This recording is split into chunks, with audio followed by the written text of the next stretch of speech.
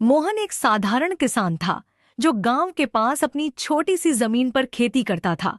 वह अपने पिता के साथ रहता था और जंगल से आने वाली ताजी हवा और उसकी शांति से प्रेम करता था।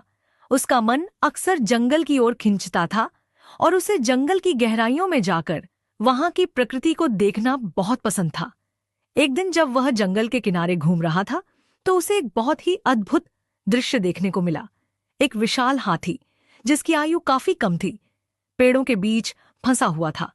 उसके पैरों में एक बड़ा जाल उलझ गया था और वह पूरी तरह से भयभीत था। मोहन ने देखा कि हाथी अपनी पूरी ताकत से जाल को तोड़ने की कोशिश कर रहा है, लेकिन उसे कोई सफलता नहीं मिल रही थी। मोहन को हाथी पर दया आई। उसने धीरे धीरे हाथी के पास जाकर उसे शांत करने की कोशिश की। हाथी ने पहले तो डर से पीछे हटने की कोशिश की, लेकिन मोहन की आंखों में करुणा देखकर उसने उसे अपने पास आने दिया। मोहन ने धैर्यपूर्वक जाल को खोलने का काम शुरू किया और कुछ ही समय में वह हाथी को मुक्त कर पाया। हाथी ने अपनी आजादी पाकर प्रसन्नता से चिंगार मारी और अपने विशाल सूंड से मोहन को हल्का धक्का दिया, जैसे कि वह उसे धन्यवाद कह रहा हो। मोहन हंस पड़ा और उसने प्यार से हाथी की पीठ थपथपाई। उस दिन से अर्जुन और मोहन की दोस्ती की शुरुआत हुई। अर्जुन अक्सर मोहन को जंगल के किनारे आकर मिलता और मोहन उसके लिए फल और पानी लाता। उनकी यह मित्रता धीरे धीरे गहरी होती गई। कुछ महीने बीत गए और एक दिन मोहन और अर्जुन जंगल के गहरे हिस्से में घूमने निकले थे। अचानक उन्हें झाड़ियों के बीच से हल्की सी आवाज सुनाई दी। मोहन ने देखा कि एक छोटा भेड़िया जिसकी आंखों में दर्द था, जमीन पर पड़ा हुआ था। उसके शरीर पर चोट के निशान थे और वह बुरी तरह घायल था। मोहन ने पास जाकर उसकी जांच की और पाया कि भेड़िए को शिकारियों ने घायल किया था। शेरों का शिकार करने आए शिकारियों ने गलती से इस भेड़िए को भी निशाना बना लिया था। मोहन ने बिना देरी किए भेड़िए को उठाया और अर्जुन की मदद से उसे अपने घर ले आया। मोहन ने अपने घर पर भेड़िए की चोटों का इलाज किया और धीरे धीरे उसकी हालत में सुधार होने लगा। भेड़िए का नाम मोहन ने शेरा रखा। वह मोहन के घर के पास ही रहने लगा और धीरे धीरे मोहन और अर्जुन के साथ उसकी भी गहरी मित्रता हो गई।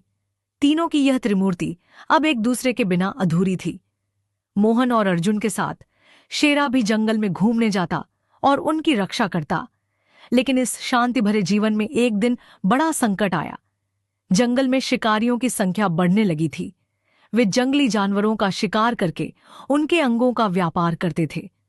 अर्जुन और शेरा दोनों ही उन शिकारियों के निशाने पर थे। मोहन को यह पता चला कि शिकारी उसके जंगल में गहरे घुस आए हैं और वहां के जानवरों के जीवन को खतरा है।